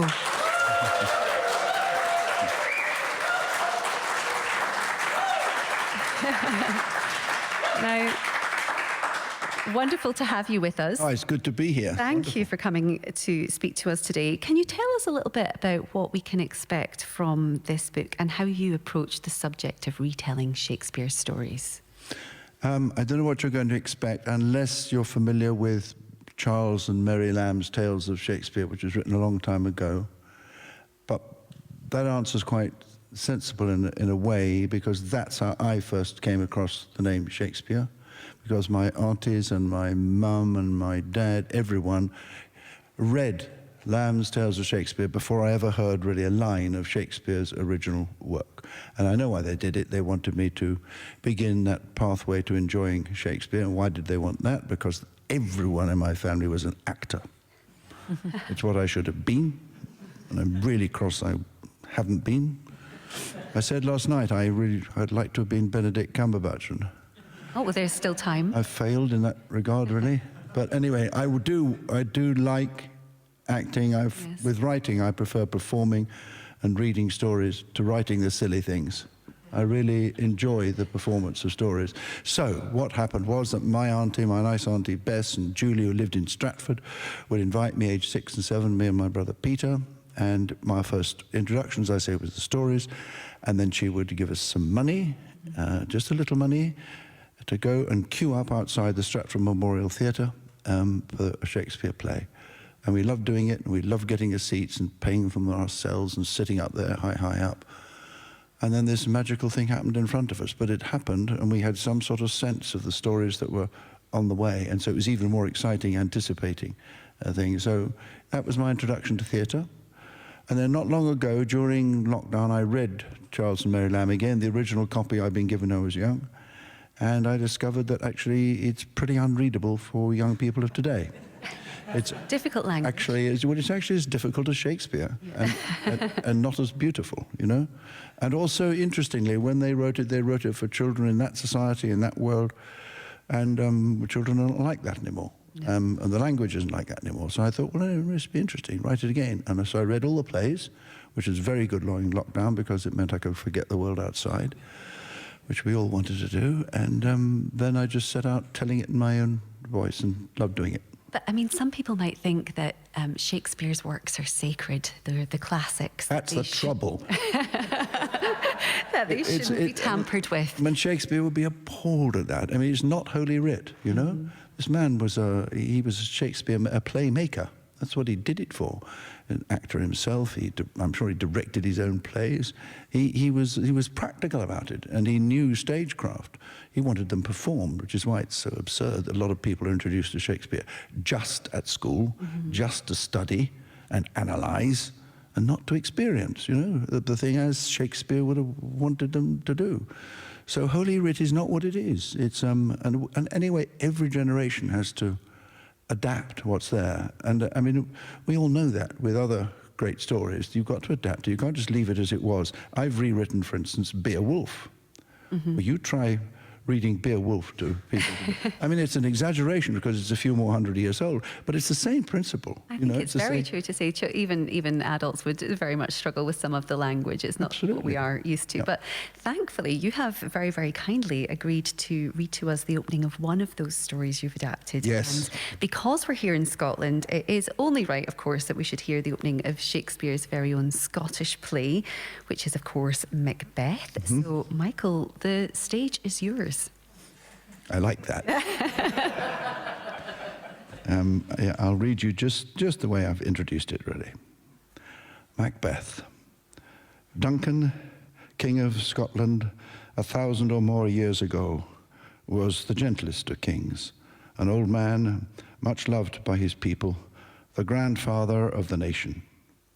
But his kingdom was constantly troubled by rebels from the north and by invasion from the east, from Norway.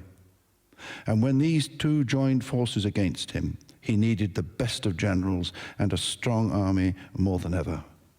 Macbeth and his second-in-command, Banquo, were the bravest generals, loved and trusted as much by their king as by their soldiers. They were the hope of all Scotland.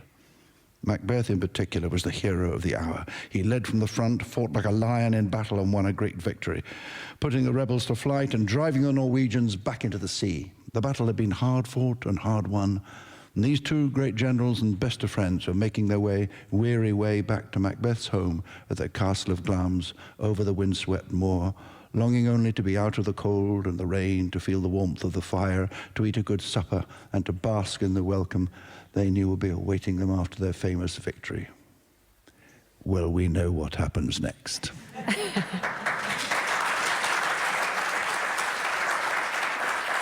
Oh, it's just wonderful. There is just something very lovely about Shakespeare's stories, but many of them did deal with very difficult, dark subjects. Yeah. Is it important to continue to tackle and to take on and to tell those stories to children? It's why they've lasted. It's not because it's a problem to tell them for children. It's because children very, very young, especially these days, are very well aware of the troubles of the world. And how difficult life is. It's very difficult with children now to tie pink ribbons around things and sort of protect them from it. So it seems to me it's quite a good idea at a certain age to begin to introduce them to the complexities of human existence, how it is we live our lives, what's likely to face us, the joys, the troubles. And Shakespeare covered them all. I have no idea how this man acquired such breadth and depth of insight and wisdom in one life. It's quite extraordinary. There's only one other man who's done it, and I don't want any arguments here. And that's Mozart. He's the only other person who didn't live for many years, Mozart, but he seemed to have some sense of how human beings are so extraordinary, and we're all facing the same problems, and he wrote the music to go with it. And Shakespeare, I mean, if you read King Lear, the man never got old.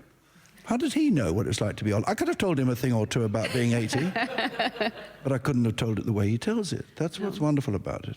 And I'm learning as I'm getting on just how right he was about it. When you begin, as I do frequently, I did yesterday in my talk, I just forgot the question I'd been asked. I was rambling on so much and I forgot. And it was very comforting that the question I forgot the answer that she'd asked me, the question she'd asked me.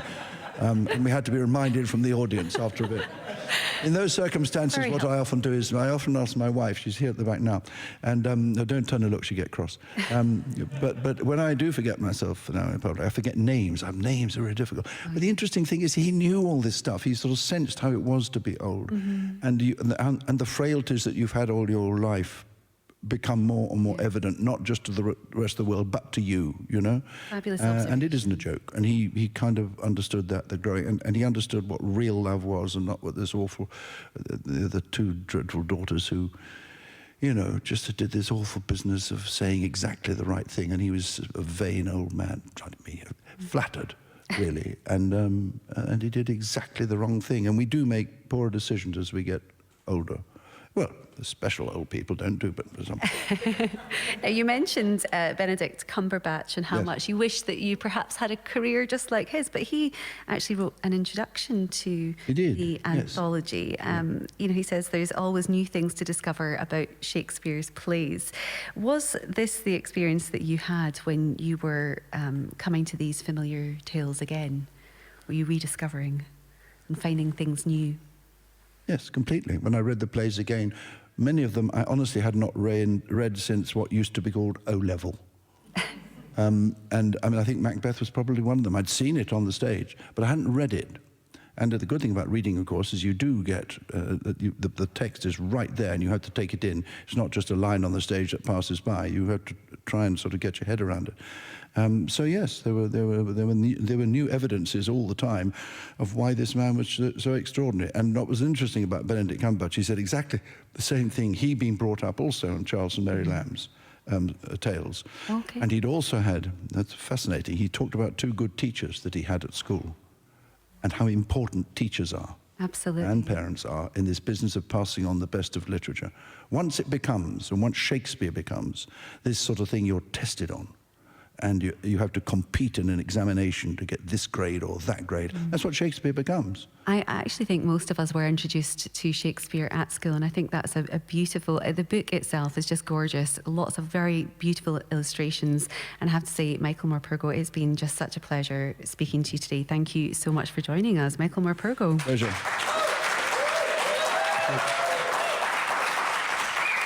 It has been a very full and very fun show with you all this morning. We do have a final poem from Marjorie Lotfy before we go. Marjorie, can you read that for us now? Yeah, this poem is about a crabapple tree that was discovered on an island in the Hebrides, an uninhabited island, and scientists can't figure out why it's there. It's outside the range of where it should grow, and it also isn't one that's eaten by birds, so they don't know why it's there. And of course, I saw families that stay rather than the ones that go, the ones that hang on. And so I wrote this poem, The Hebridean Crabapple. This I understand, the instinct to cling at any cost to the place you are rooted, to see another season through, though the others seed elsewhere. Even in this sedentary act, you push the limit. Winter becomes summer, becomes winter, and you are steadfast on your crag, your outcrop. No one knows the shape of your limbs against a darkening sky. You question the need to grow against the wind. Despite what they say, there's no mystery in simply holding on. And what is home, if not the choice over and over again to stay? Very good. Thank you so much for your beautiful, beautiful readings this morning, Marjorie. And a reminder that The Wrong Person to Ask is published by Blood Axe Books and is out on the 19th of this month. It has been such a pleasure being here with you all in Wigtown at the festival. And I'm going to leave you with a final piece of literature-themed music. And we absolutely had to get this one in. It's Kate Bush and Wuthering Heights. Bye for now.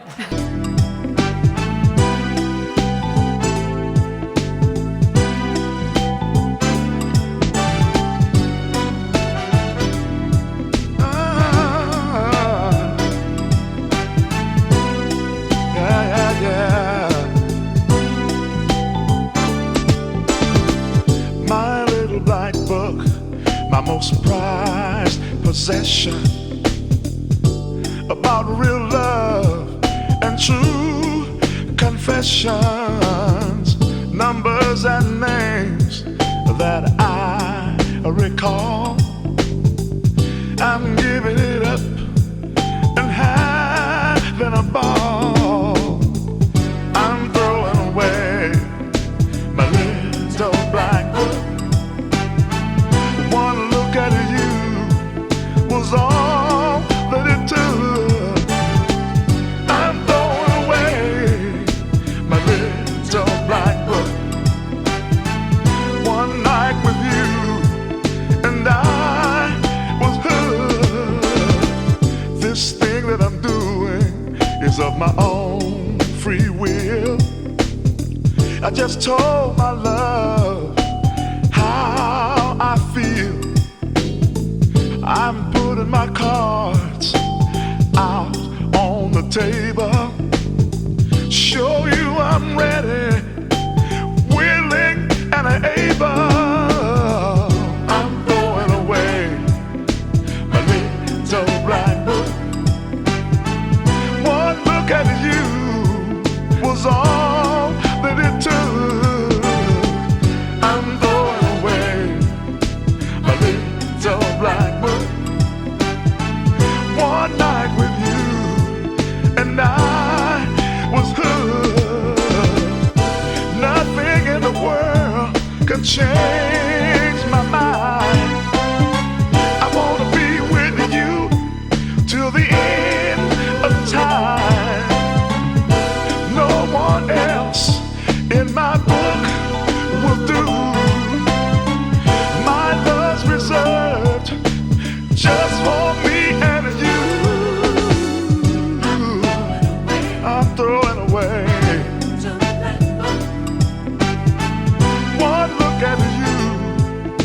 was all that it took. I'm throwing away my little black book. One night with you and I was hooked. I'm throwing it away. I don't need it anymore. You all I need, baby. No names, no numbers. Ooh, I'm throwing it away. Oh, so black. Oh, that's all it took. I'm throwing it away. One night with you, and I was hooked. Oh, I'm throwing it away. Oh, baby, one night with